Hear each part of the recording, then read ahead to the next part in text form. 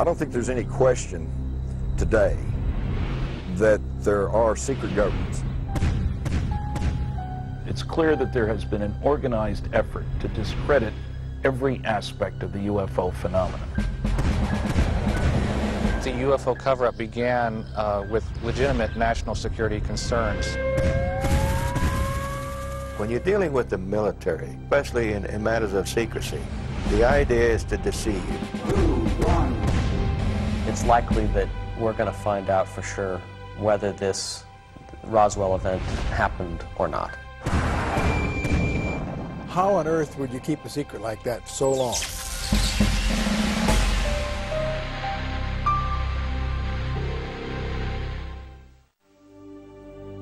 Almost 60 years after Roswell, the mystery of what crashed in the deserts of New Mexico remains a secret. The government's official stance about the existence of UFOs has always been denial. Eyewitnesses have come and gone. Project Blue Book, the UFO study program of the U.S. Air Force, has gone out of business. But many questions remain. Researchers and private investigators continue to follow every lead in hopes that someday the truth will be revealed. Newly leaked classified government documents may be the first real evidence to shed light on this never-ending story. I decided that instead of looking at photographs, or instead of trying to sort out new witness testimony, that it'd be better to try a different approach, which was the approach of authenticating documents. Dating from the 1940s and 1950s, these documents refer to extraterrestrial contact and the secret operation established to investigate this phenomenon. This project was led by a group of men appointed by executive order. They operated under the code name Majestic 12, or simply MJ-12. If it is true that the United States government has pursued a very aggressive but deeply clandestine effort to collect and contain information about UFO phenomena, including crashes, military encounters, and whatnot, it is absolutely essential that there be documents about that effort.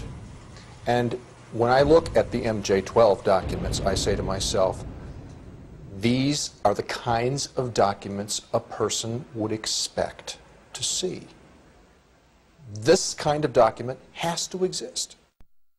It is the unanimous opinion of the members that Operation Majestic 12 be a fully funded, operational, top-secret research and development intelligence gathering agency. It is also recommended that a panel of experts be appointed to chair and oversee the functions and operations of said agency. Its members should have appropriate security clearances. What impresses me most about these documents is all these checkable details. We got so many names to check out, so many dates, and so many places. We'll be at this for the next couple of years, but so far it looks impressive that these things are checking out to be true, real, and authentic. A major objection to all the documents is that we don't know who provided them. We have to consider, of course, that whoever did was violating the law and would be subject to enormous penalties for photographing classified documents and giving them to people who don't have any authorization to receive them. It began in 1988 when I began filing Freedom of Information Act requests to the government for any information on UFOs. And then in October 1992, I went to the post office and I pulled out a Time magazine that had a document inserted in it, and I just thought it was a prank. I was working my shift as a security officer at Pine Knot Landing. An old gentleman came to the gate and I said, "Well, I'm Thomas Cantwell." He told me he was in the Army's Counterintelligence Interplanetary Phenomenon Unit since 1942 and had been involved in the UFO program almost into the 1980s. And he just wanted to let me know that he was real, to tell me everything, get it off his chest, because he didn't think he had much longer to live. The IPU stands for the Interplanetary Phenomenon Unit, and this is rumored to have been a unit within the Army late 40s, early 50s. Some people link the late Douglas MacArthur with this group, that they were involved in some kind of early UFO investigation. My father himself had been involved in the United States Air Force's UFO program for several years. I also learned after my father's death, by going through his papers, that he was awarded the Air Force Commendation Medal and was given a special citation by order of General LeMay for his outstanding work in the United States Air Force UFO program. It's very clear to me that UFOs are real. The data that we have in hand establishes that beyond a shadow of a doubt, to my mind. And that some of them certainly involve observations of alien spacecraft. This is a completely independent question from whether or not the MJ-12 documents are real themselves and are valid. I had no interest or beliefs in UFOs, and I never considered giving any thought to the phenomenon itself. But when your own father tells you they're real, and that the Air Force considered them very threatening to the United States Air Force, then I began to have a different attitude. The documents that Tim Cooper had were really very extensive. There were 100 pages, 50,000 words. The things that they talk about, however, are stunning.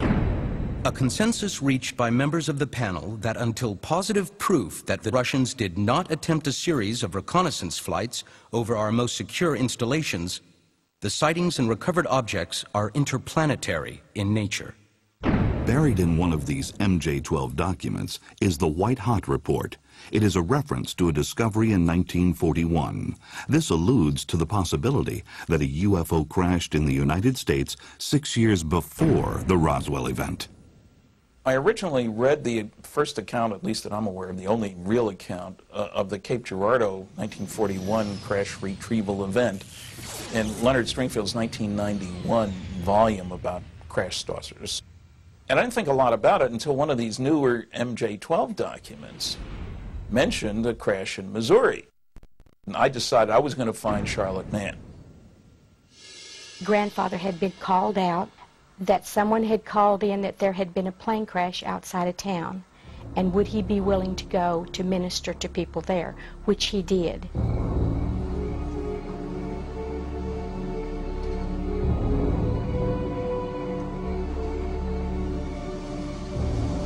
Upon arriving, it was a very different situation. It was not a conventional aircraft as we know it. There were 3 entities or non-human people there. 2 were just outside the saucer, and a 3rd one was further out. His understanding was that perhaps that 3rd one was not dead on impact.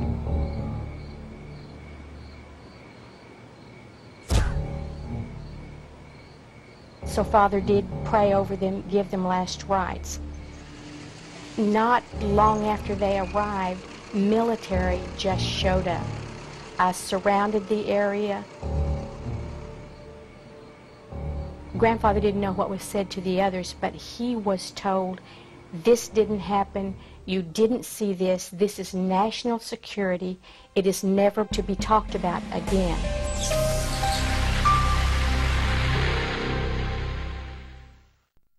The year following the Cape Girardeau report, Los Angeles was the site of more UFO activity.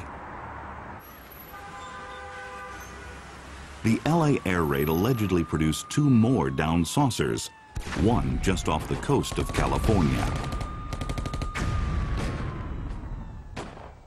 The Army Air Corps also recovered a similar object in the San Bernardino Mountains, east of Los Angeles, which cannot be identified as conventional aircraft.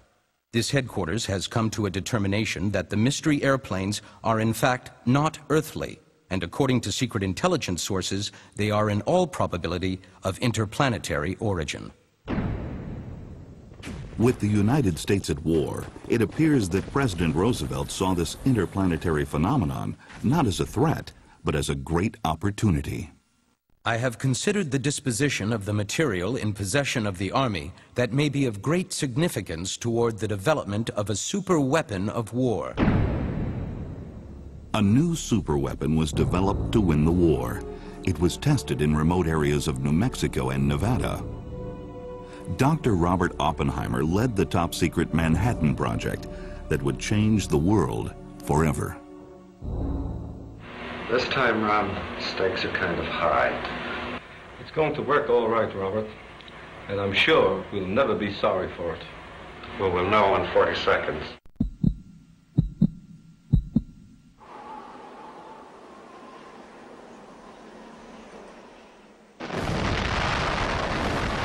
As the atom bomb experiments continued, so did the sightings of UFOs.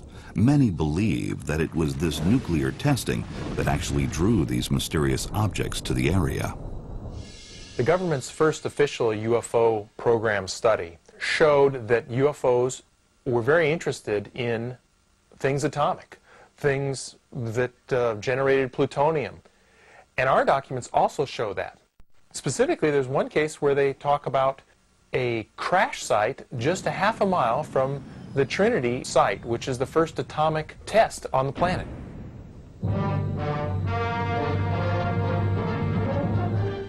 This is the gallant crew that rode the big superfort which carried the first atomic bomb to Japan.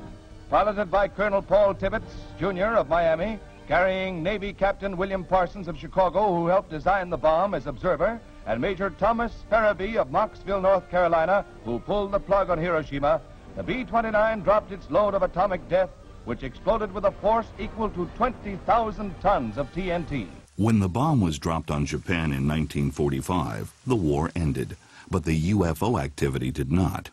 In June of 1947, physicist Albert Einstein and nuclear scientist Robert Oppenheimer drafted a report offering their opinions on how to deal with extraterrestrial biological entities, if they did indeed exist. It is difficult to predict what the attitude of international law will be with regard to the occupation by celestial peoples of certain locations on our planet. But the only thing that can be foreseen is that there will be a profound change in traditional concepts. Headline edition, July 8, 1947. The Army Air Forces has announced that a flying disc has been found and is now in the possession of the Army. Army officers say the missile, found sometime last week, has been inspected at Roswell, New Mexico, and sent to Wright Field, Ohio, for further inspection. When news of a crashed saucer near Roswell, New Mexico hit the airwaves, the government was ready. The saucer quickly became a downed weather balloon, and a policy of evasion became the order of the day. It would last for decades. I think the U.S. Air Force explanation that mogul balloons, what crashed at Roswell, is just specious. First of all, the timing is wrong. The technologies are wrong.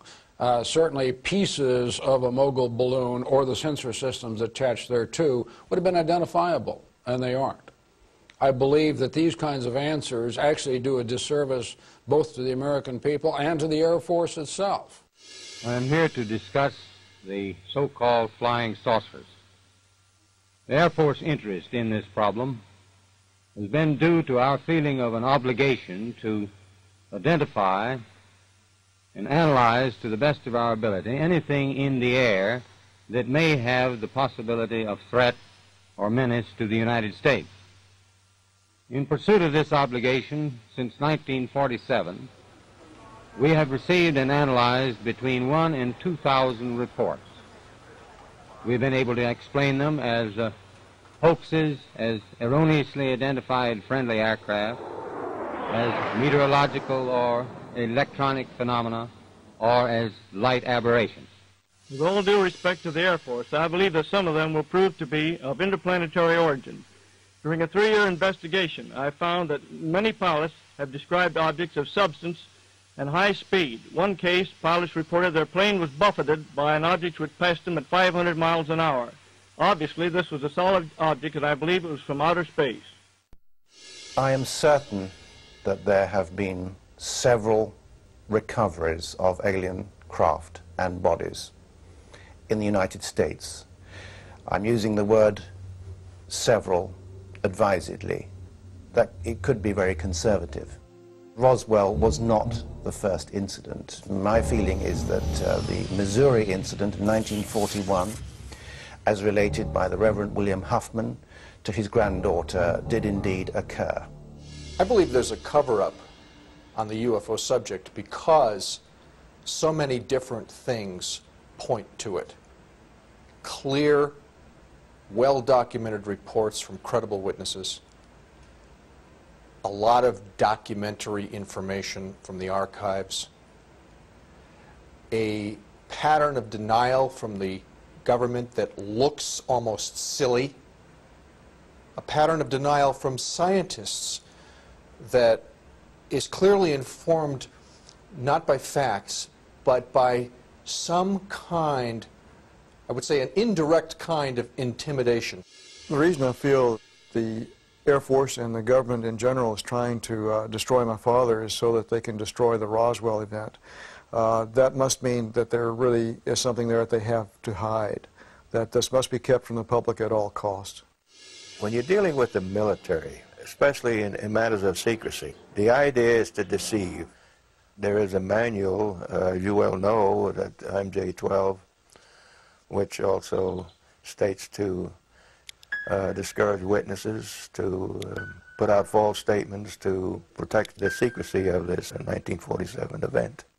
One of the first documents that I got was entitled Extraterrestrial Entities and Technology Recovery and Disposal. The content of the Special Operations Manual is really quite stunning. It explains why it's so important to keep it secret and how they go about the process, how they keep the public in the dark, what lies they tell them, what deceptive statements.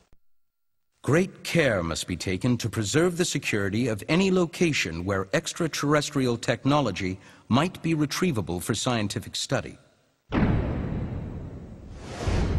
The most desirable response would be that nothing unusual has occurred. It may become necessary to issue false statements to preserve the security of the site. We continue to study the Special Operations Manual and look at each aspect of it and try to determine the authenticity of it. Subtleties like the use of the term Central Intelligence instead of Central Intelligence Agency show a subtle amount of arrogance that is indicative of the Central Intelligence Agency in 1954. The 32-page Special Operations Manual also includes the Extraterrestrial Technology Classification Table. It details procedures for retrieval of crashed saucers, how to handle organic matter, and where to ship the bodies. The Blue Lab at Wright Field in Ohio was the secret destination for some of this material. A young woman named June Crane worked in a classified office at the base. Shortly before she died, she told her story. I started at Wright-Patterson in '42. I was 18 years old, and all of the people I worked with were older than me. So I'm probably the last survivor of my lab group and probably the last one still around to talk about it. I had a Q clearance. I worked with scientists and with engineers. I knew a man named Clarence Smith. He was a master sergeant. He came in one day before we started to work, very upset.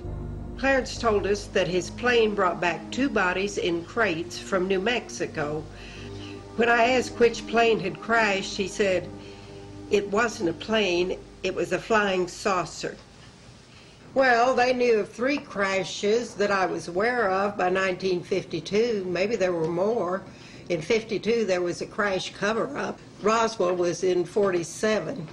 That balloon story was a damn lie then, and it's still a lie.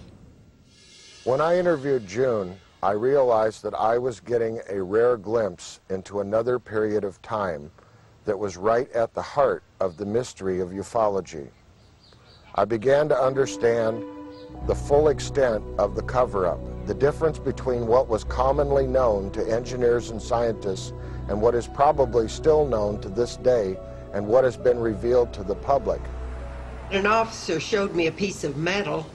I think that it was Lieutenant Rose. He was one of those guys in the office who liked to talk to me. Lieutenant Rose asked me to break it up, tear it apart if I could. He handed me the scissors. I couldn't dent it or cut it. I asked him what it was and where it came from. He said that it was a piece of a spaceship. According to the Special Operations Manual, the physical evidence from the crash was to be collected and transported to an undisclosed location for study. That location appears to have been the mysterious Area 51. I'm satisfied and very pleased that there is good reason to say that Area 51 was created in the early 50s. Now we have that reason. We didn't have that reason before. Skeptics have claimed that Area 51 did not exist when the Special Operations Manual was published in 1954. But according to this Las Vegas newspaper, a huge government installation began construction in the Nevada desert in early 1951. The project was cloaked in a security blackout and has remained so to this day. Many believe it is where the technology of these alien craft is being studied. It causes one to ask the question, and I don't know the answer, but to ask the question of to what extent might we have been successful in reverse engineering some of the discoveries from crashed flying saucers. Now that the sound barrier has been cracked, the thermal or heat barrier is the goal of the experimental X-2 rocket plane. The stainless steel bullet, designed to stand speeds of more than 2,000 miles an hour, is released. On these tests, the rocket plane is not fueled, but in future runs, when it attains maximum velocity, heat developed by friction may reach more than 1,000 degrees. Here, the ability of metal and alloys to withstand the heat are expected to provide valuable data for projected spaceships and satellites. The slim metal ship may furnish some of the answers as the world enters the space age. The Atomic Energy Commission and Nuclear Energy Propulsion of Aircraft are currently conducting research for advanced technologies in atomic engines and radical propulsion studies. Integration of hydrogen-based fuels and electro-hydrodynamic technology may open up for us development of super aerodynes with Mach 5 capabilities. Some of the technology, yes, they have improved on or discovered, and it's being used today. Yeah, I think everything that we were involved in from 1942 clear up to 1947 was justified.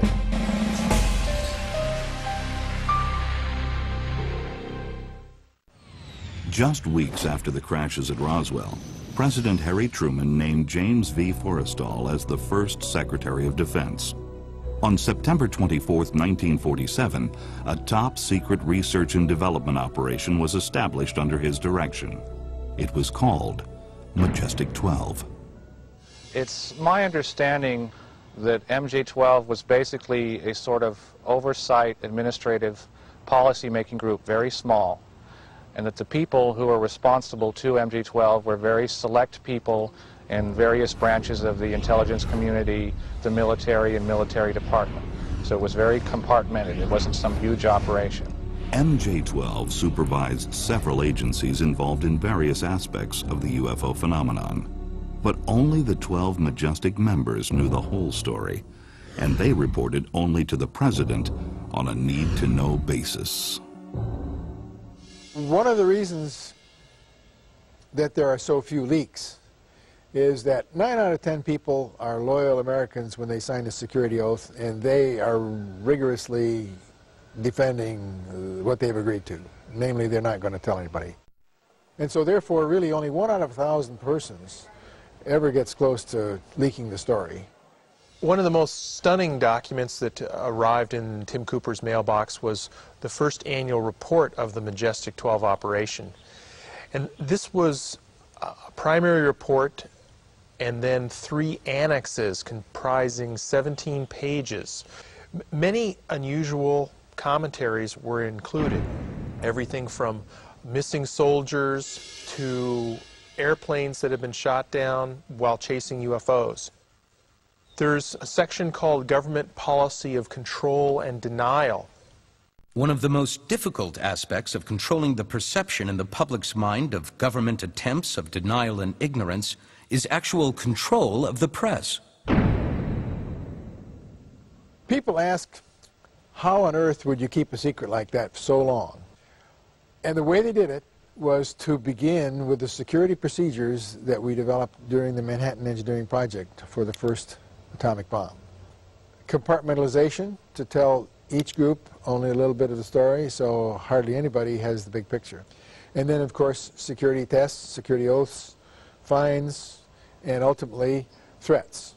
There's a section called Constitutional and Domestic Issues, and it states, in dealing with clear violations of civic law and guarantees as defined under the Constitution, it has been discussed among members of Majestic 12 that such protection of individual rights are outweighed by the nature of the threat.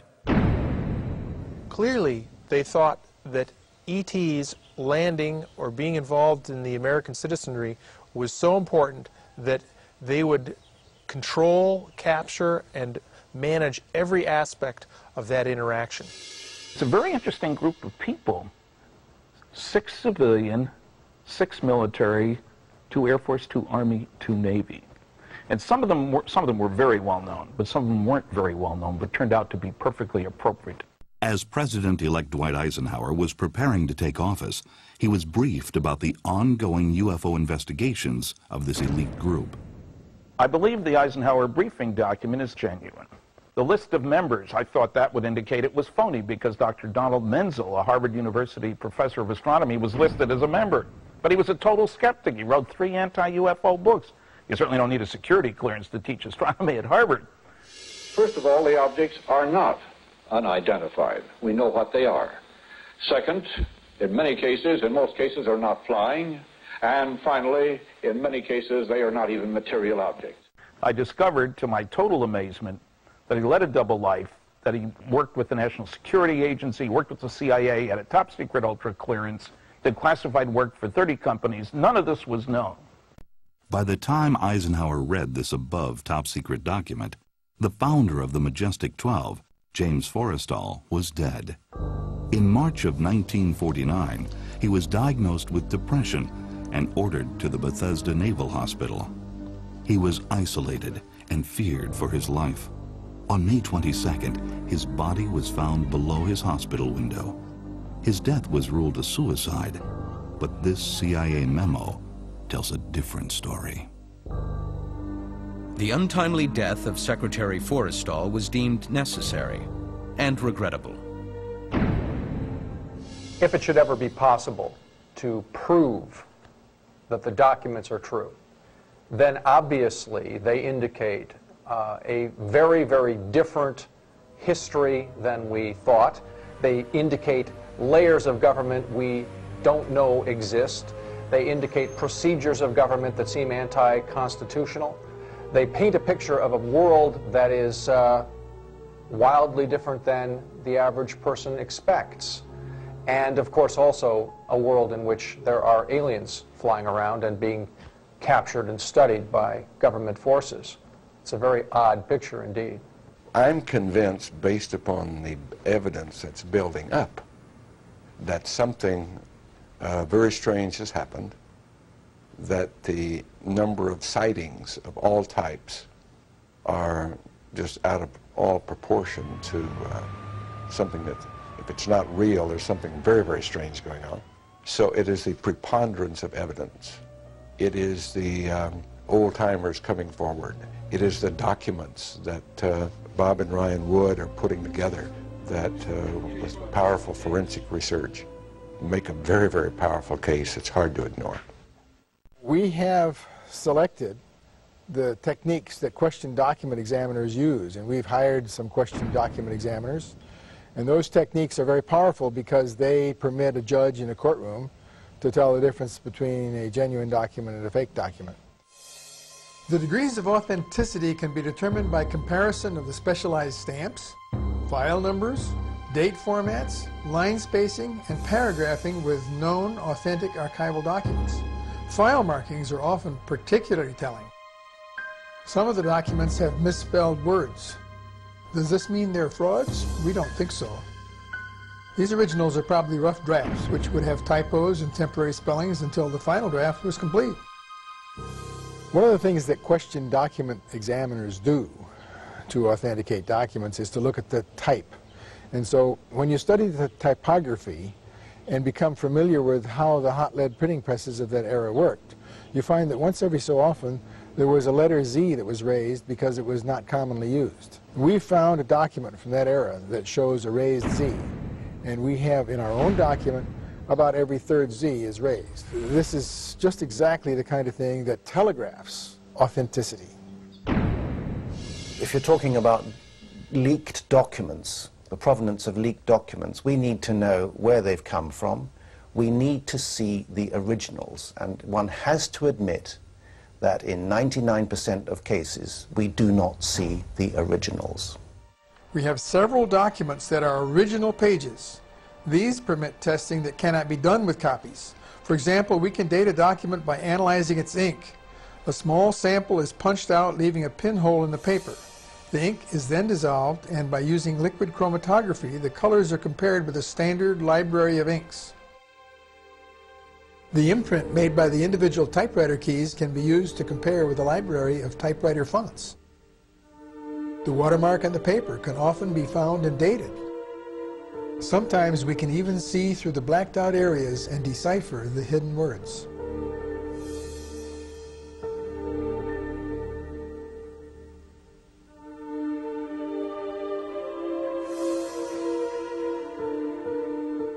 During the authentication process of the Eisenhower briefing document, Stan Friedman went to the National Archives and, in the presence of an archivist, found in their files what's known as the Cutler-Twining Memo, which mentions MJ-12, MJ-12 Special Studies Group. We have an original onion skin paper with the appropriate watermarks, original declassification markings. It is a hard, physical, testable piece of paper. It's in a secure facility at our National Archives in College Park, Maryland. This declassified document seems to provide proof that MJ-12 was a reality, even though the government has never acknowledged its existence. So, after you use these question document techniques, to the best of your ability, it turns out that the documents almost speak for themselves as being genuine.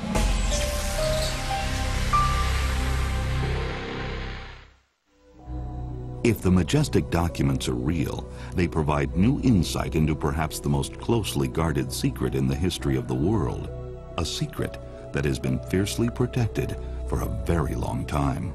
I think that government secrecy, classifying this information at what amounts to an above top secret level, was absolutely warranted in 1947, and maybe earlier, because I think all this business got started perhaps during the Second World War.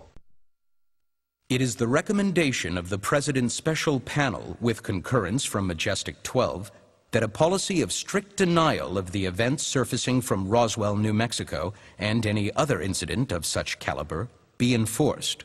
An interactive program of controlled releases to the media, in such fashion to discredit any civilian investigation, be instituted in accordance with the provisions of the 1947 National Security Act. Certainly in 1947, the government could not afford to tell the world. They could not afford to say, look, there are these alien spacecraft penetrating our airspace. We don't know where they're from, what they want, or how they operate, but we thought you'd like to know. That would have been totally irresponsible. There's no question it was justified at the time until they had answers.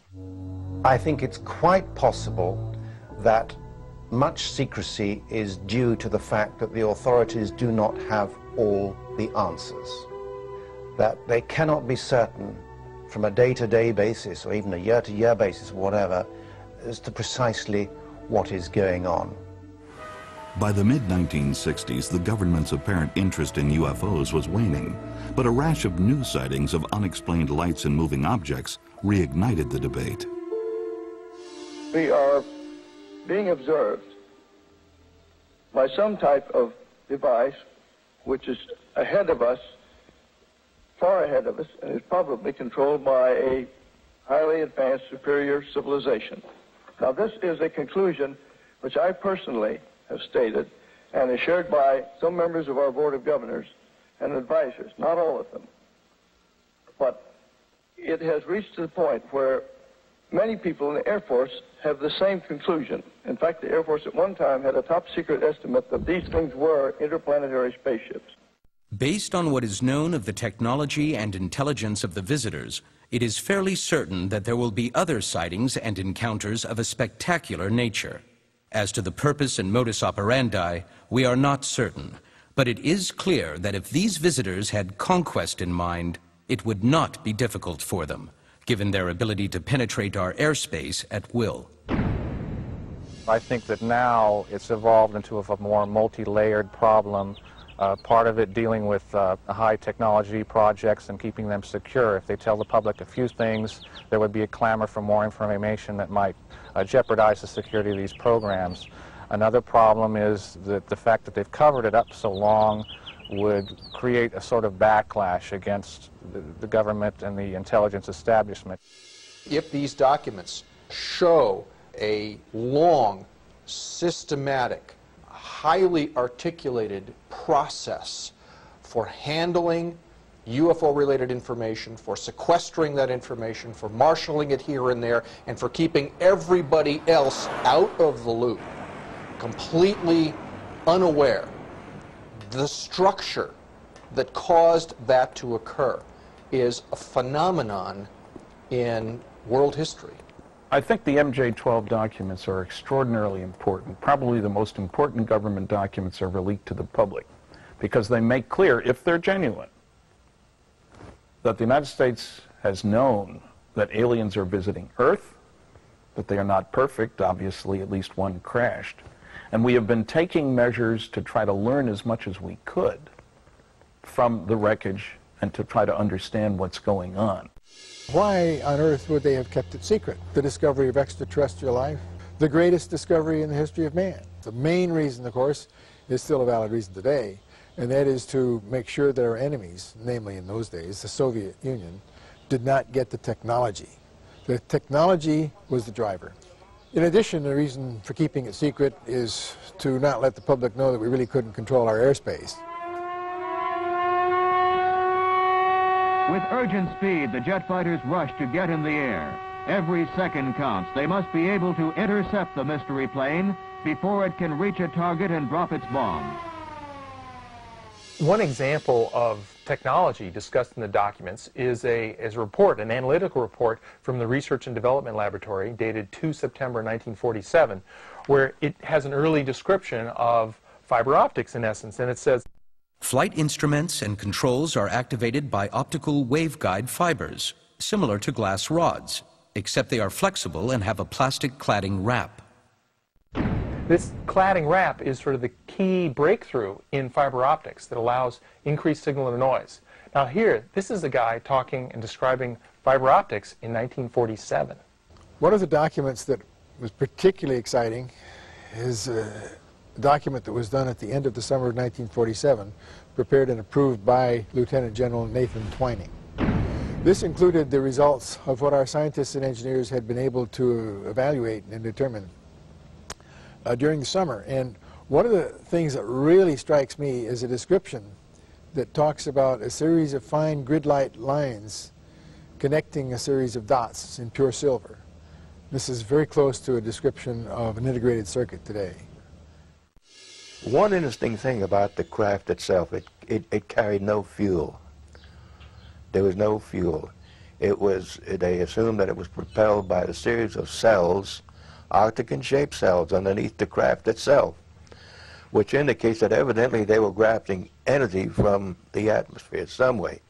That is one of the areas that they haven't discovered or haven't found out yet. As far as this idea of reverse engineering a crashed or captured spacecraft, I would hope that's been done. I'd hate to think that something has been sitting there longer than the lifetime of most of the people who will see this program and nothing's been done to it. The potential for learning is astounding, and not attempting to reverse engineer it would be unthinkable. The YB-49 flying wing makes its maiden flight.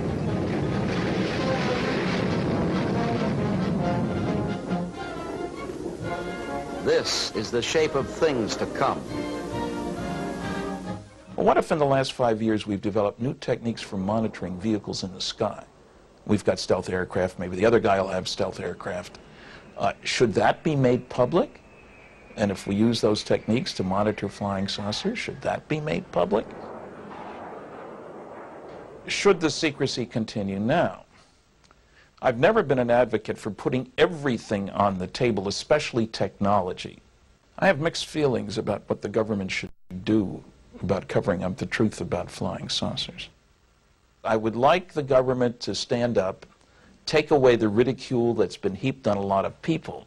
So a government announcement would bring forth a tremendous amount of data. Are these documents authentic, and is their narrative real? I believe that there are four possibilities. One, of course, is that they are frauds created as a hoax by a gifted amateur.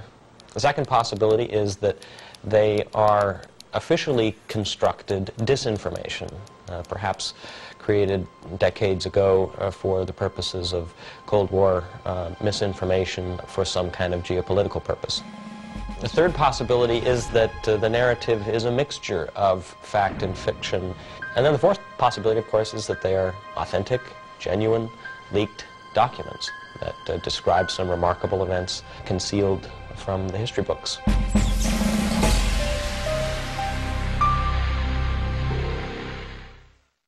The concept that we are not alone in the universe has captivated many since the beginning of mankind. Throughout history, artists have included flying objects in their paintings, like this one from 17th century painter and protege of Rembrandt, Art de Gelder. Today, believers outnumber skeptics 3-2. People around the world continue to report UFO sightings, but proof of extraterrestrial contact remains elusive. If the MJ-12 documents are genuine, the story they tell is astounding. If and when this story is brought to light, what impact will it have on our destiny? Philosophically speaking, I have to say that we're moving rapidly into a different kind of world in which the possibility of life from elsewhere is increasingly non-alarming. Our space exploration is bringing us to the point where we're ready to explore the outer planets, and probably within a century go outside of our solar system altogether.